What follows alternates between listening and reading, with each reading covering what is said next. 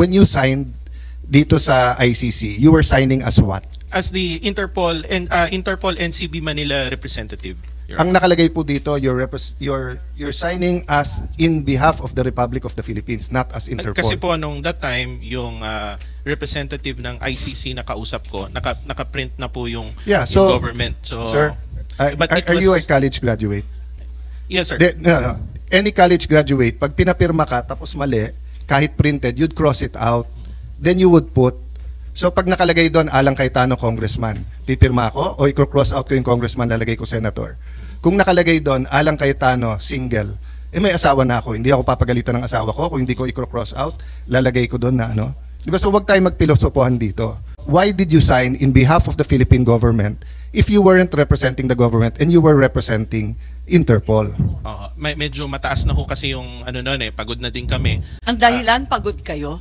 Hindi po, nagkakagulo na din ho nun. Pakisabi ng totoo. Opo, We're all under oath. Yes, ma'am. Yes, ma'am. Ang mataas na... Paliwanag mong maigi, representative ka ba ng Pilipinas or representative ng Interpol? Pipili ka lang. Nirepresent ko po ang Interpol NCB Manila.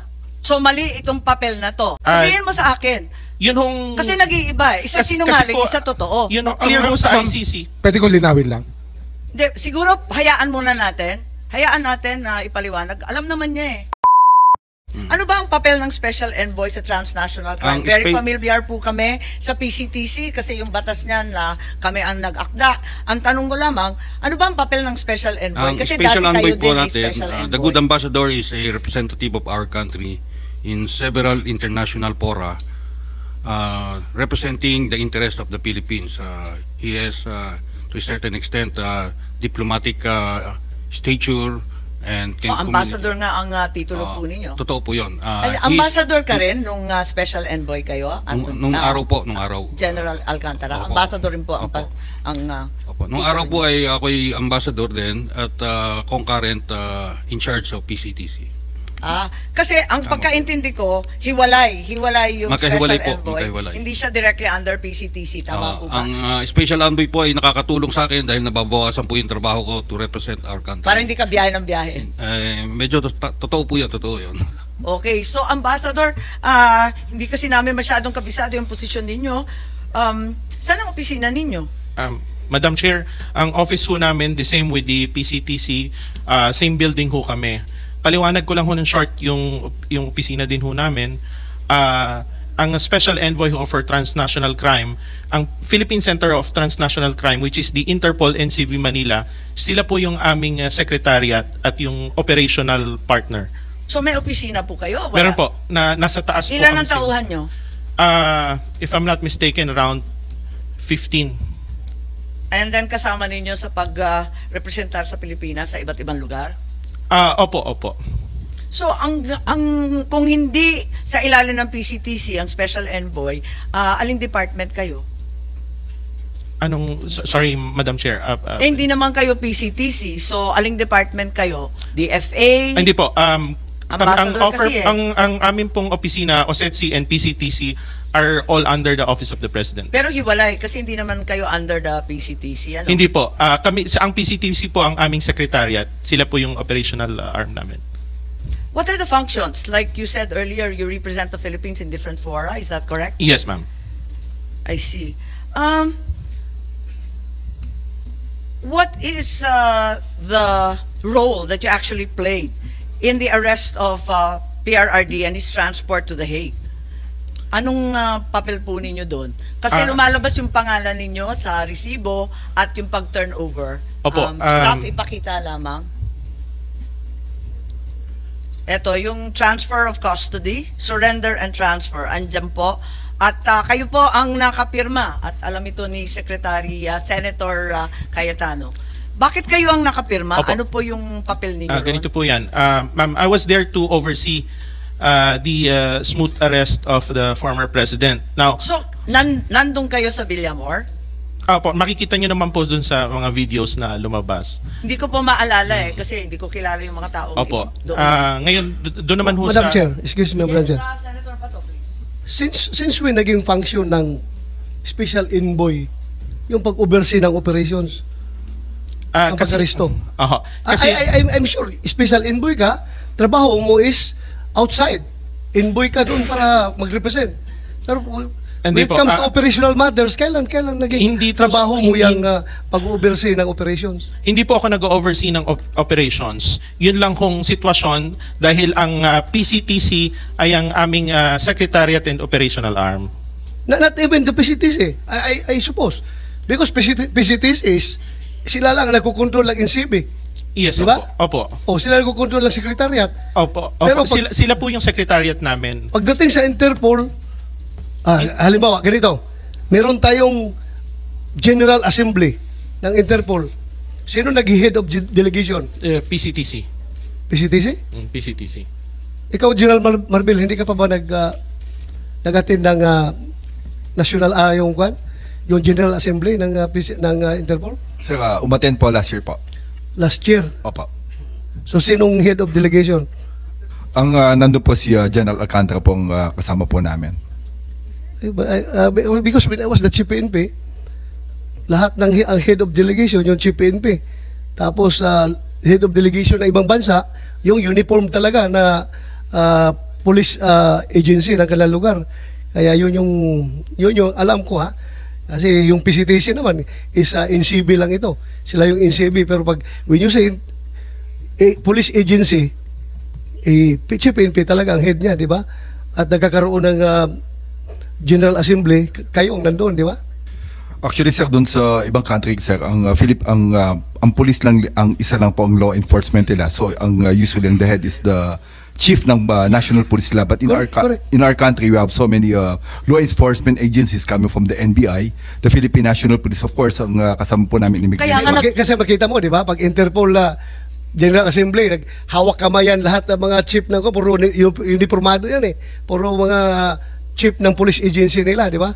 Kaya nakakagulat sa dinami-dami ng police agency na sinabihan ni General Alcantara sa NBI, si Chief PNP, sabi rin ni General Torre, bakit biglang civilian at hindi kasali sa law enforcement ang nag-oversee? Ano po ba ang ibig sabihin ng oversee? Ma'am, kasi nga ang aming PCTC is our partner, our secretariat. I was there to oversee lang the PCTC, which is Oversee them? which is the Interpol NCB Manila. Madam Hindi, Chair. teka muna, nalilito ako, di ba, nandun ka. Mhm. Bakit alam mo nang itatangay sa ibang bansa? Hindi po. Anong ginagawa mo doon? Na-serve na, nabigay na yung kopya sa lahat. Anong ginagawa mo doon? Anong ginabangan mo? I was there to assist the executive director, ma'am. Was the executive director in Villamor? Naroon po ako. I was in the plane and I was in the 250 in Villamor. Even without a red notice, nandun na kayo, nag-aabang na. I had a red diffusion po.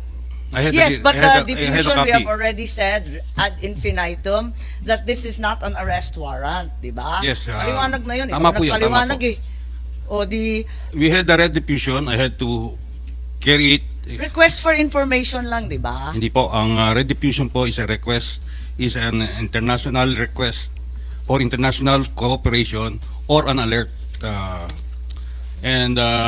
Ang red notice po ay ganon, ang diffusion po ay ganon din, pareho lang po. Eh, ganun nga. Kaya nga, ang, Yung diffusion po is resorted to if there is urgency, importance, element of time, kaya po nagiging diffusion. hindi, ang liwanag naman, action to Opo. be taken, locate lang eh. Locate lang and possibly arrest with a view to extradition. So, mahaba pang proseso. Ma'am, can I clarify? Yes, Senator. Pa-clarify lang, factual lang, Ambassador Lacanlao. So, you were there to oversee. Yes. You Mr. when you say there, you were in Villamor. The airport. Okay. The airport. Then, did you accompany them on the plane? Yes, Yes. Mr. Senator. And then, did you stay in the Netherlands? Yes, I stayed there for 2 days. Okay, and hindi mo alam na dadalhin siya doon? Hindi po. Can I make a clarification? That time, nung Pwede ko lang itanong, isang hirit lang. Wala ka sa listahan na binigay ni General Alcantara yung mga nabigyan ng diffusion notice, ano? Wala ka doon sa listahan ng NBI, Chief PNP, wala ka doon sa listahan. Paano man nalaman? I was informed informally by Executive Director Alcantara. Informally. Apo. So you were also there informally. you had no formal function at the Villamor or the airport sites? I was there to oversee, ma'am, lang the PCTC. Hanggang PCTC lang po ako. Yun lang po yung aking... Can I clarify that? Yes. So, sabi mo kanina, you were there to oversee. I'll clarify what oversee means. But sabi mo, hindi mo alam na dadalhin siya sa Hague. Pero yet, sumakay ka ng aeroplano, sumama ka, you stayed in the Hague 2 days. Oh, yes. And sabi mo, hindi ka alis, nandun ka lang. Okay, can I Yes. explain, Mr. Senator? That time ho kasi, the members or the staff of the Interpol NCV Manila, wala hong available na mga kasamahan natin doon na may passport na ready. So, I volunteered, Mr. Senator. I just want to make clear. Magsiserve So, lang if you- kayo ng diffusion? May dala ka pang passport? Hindi po. Hindi So, po. Kasasabi mo lang yung iba walang passport, ikaw lang yung may passport, may visa, Opo. kaya alam mo na itatangay sa ibang bansa. Hindi po. Yung passport po, nasa sasakyan ko lang parati eh. So, kagagaling ko lang po kasi ng Geneva, kakauwi ko lang ho ng Geneva that time. So, kaya ho yung passport ko, nasa sasakyan ko lang. Hindi pa ho ako nakakapag-unload. Okay. I was gonna ask that na kung hindi mo alam na dadalhin doon, pero sumama kayo sa 2 days, tapos may passport ka, but nasa kotse mo passport, okay. But you volunteered to accompany, why? To accompany the former president.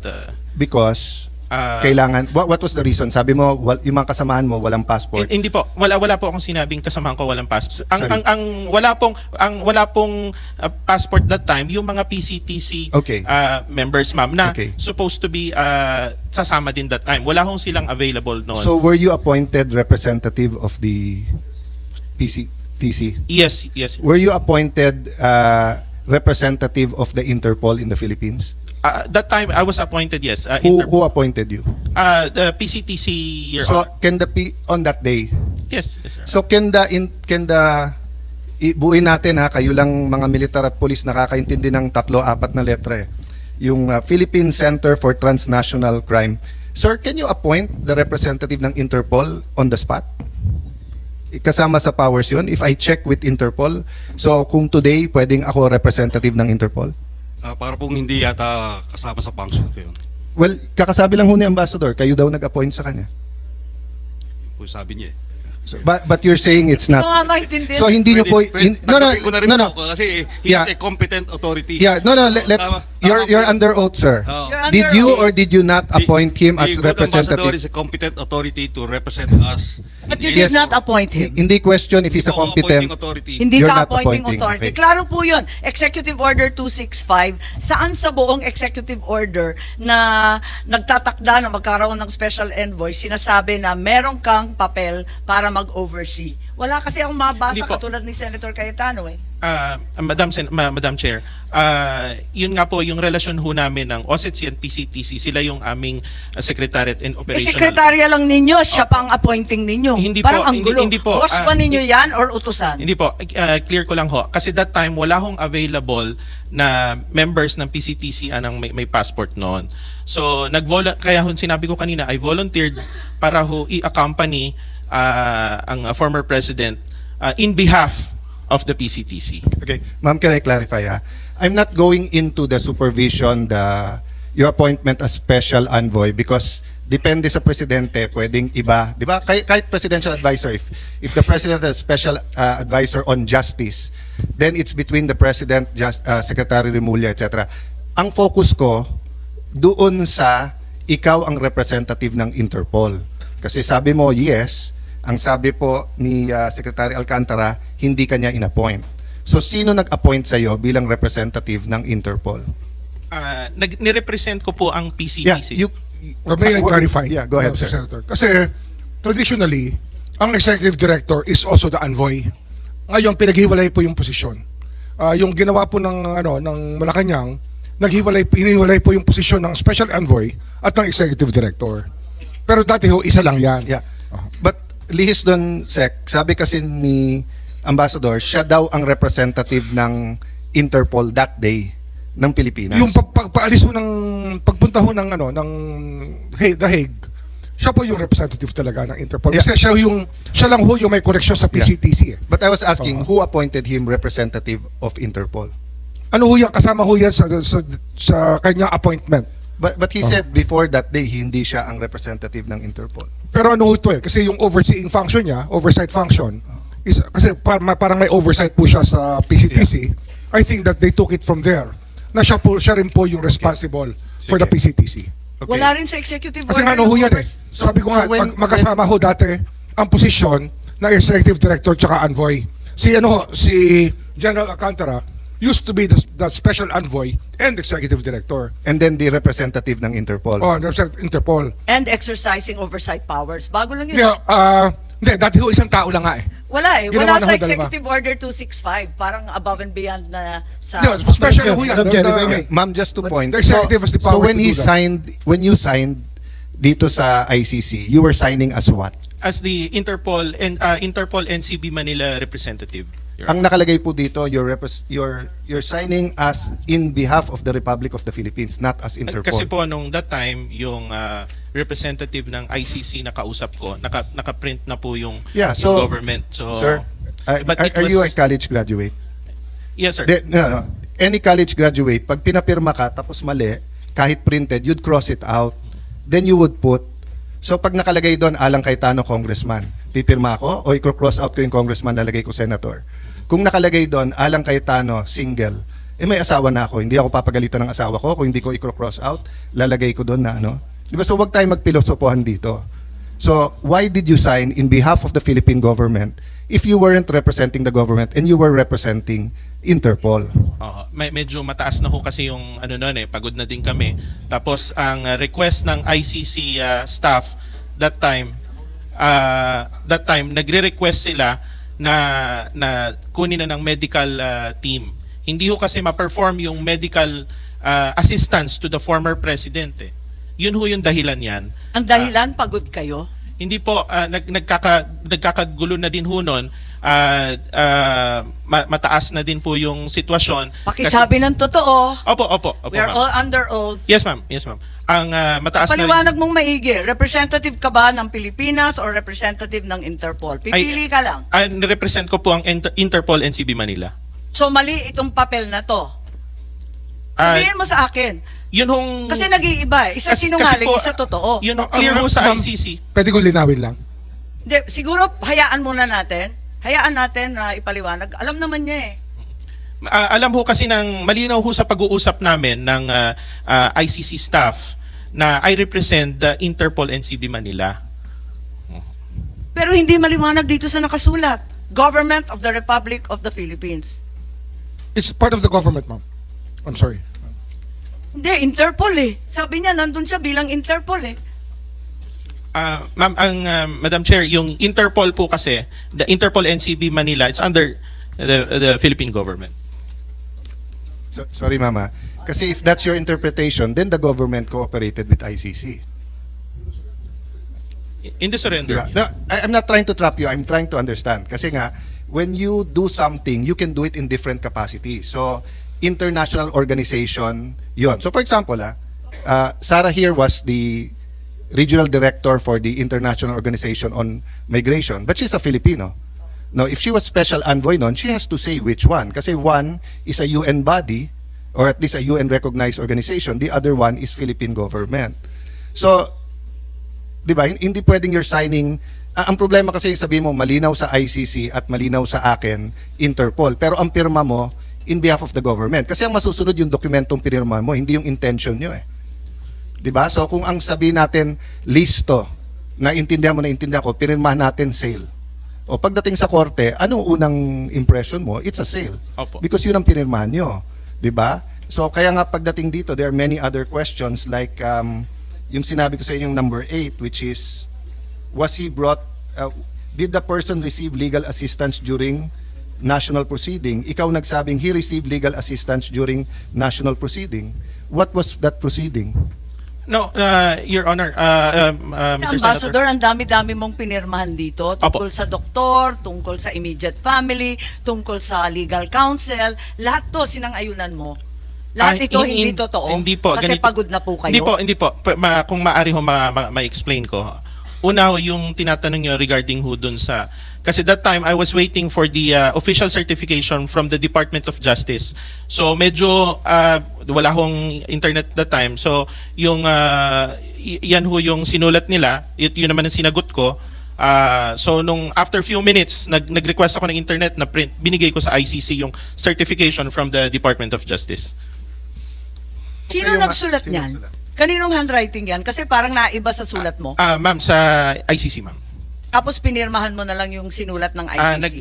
Pinakikita naman yan nung nagpapalitan kami ng... So sang-ayon kayo sa lahat ng sinulat?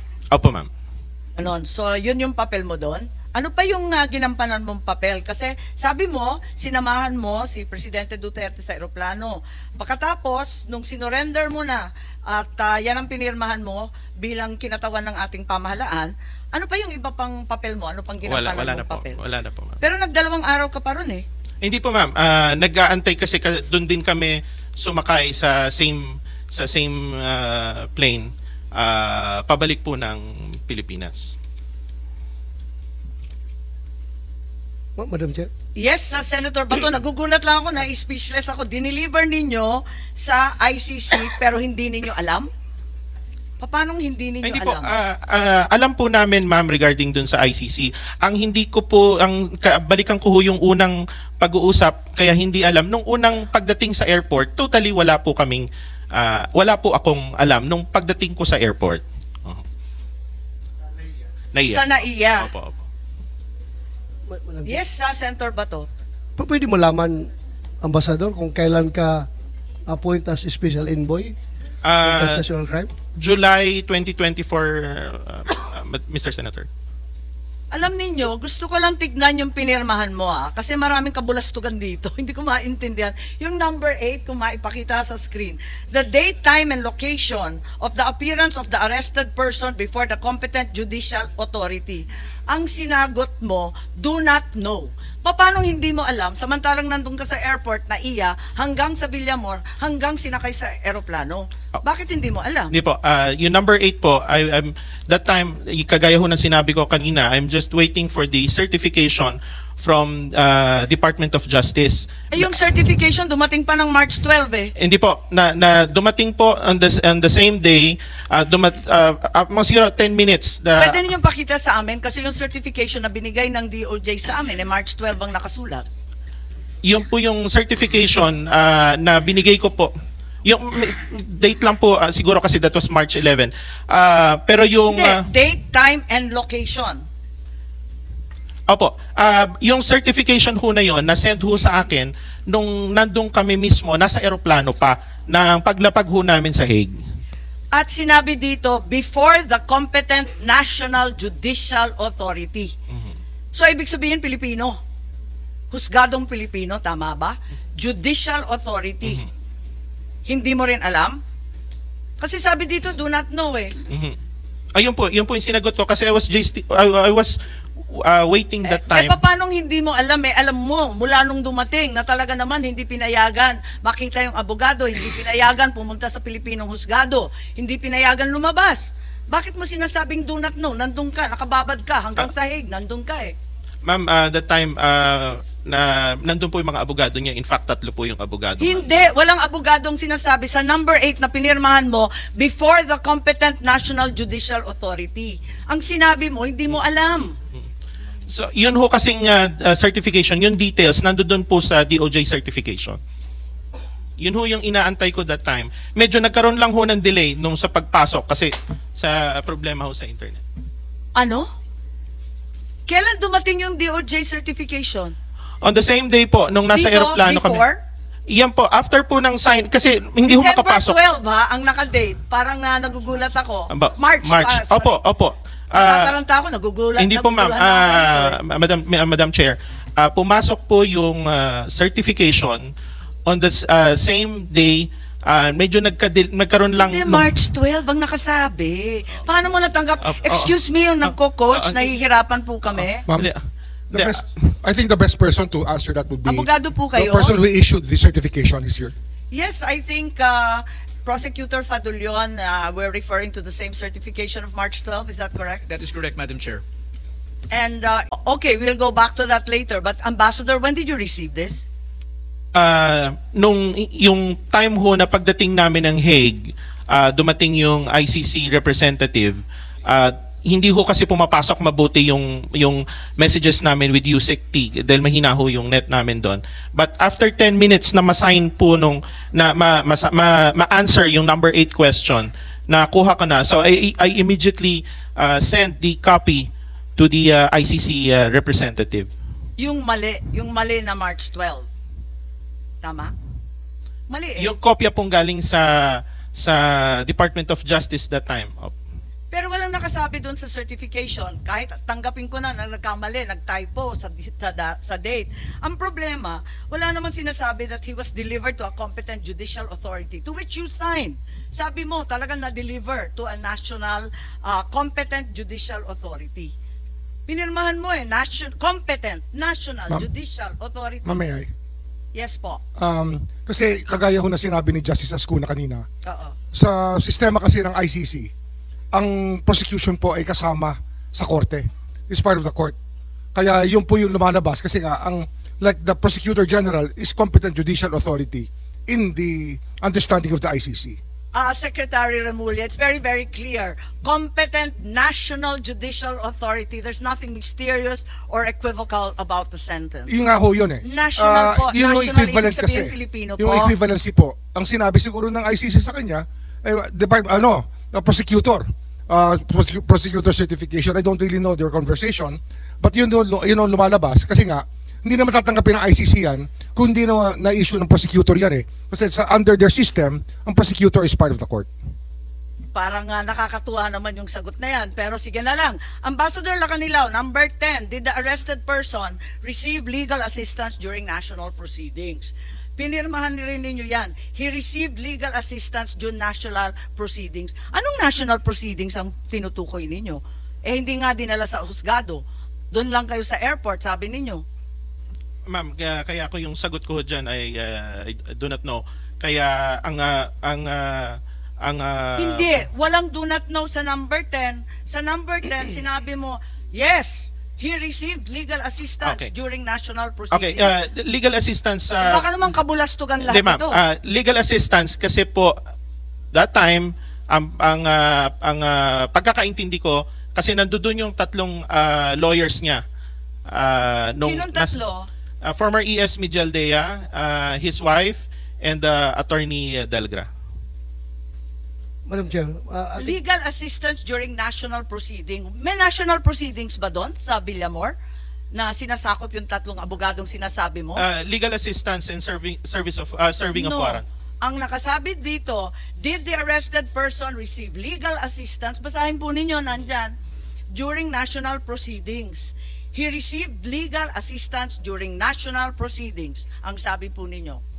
Service of warrant, ma'am. National proceedings. Yes, ma'am. Yan ang Service of warrant, pagkaintindi mo. Yes, Senator Bato, please.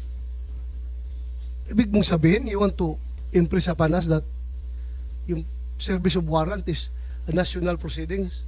Yan yung gusto kong Ma'am, that's an extradition form kasi. Sir, Yes, it's an sir. extradition form. Ang lumalabas po kasi rito, case of first impression din po sa ICC na may nag-surrender po sa kanilang tao. Hindi pa ho nangyayari to eh. I think it's something that even the ICC Yes, tama ka, sir, tama ka. Pero didn't know how to react to it. Balikan ko lang yung nakasulat. Natanggal, nawala. Ibalik mo nga. Ibalik mo. O very clear man ito, Ambassador. Did the arrested person receive legal assistance during national proceeding? Ang sagot mo, he received legal assistance during national proceedings. So ibig mo sabihin, yung national proceedings na sasabi mo dito, yung pag-serve ng warrant. Serve ng warrant and also legal assistance kasi kasama ho niya yung tatlong abogado niya. Ay, ganon. Pati yung competent national judicial authority, si General Torre na lang yon.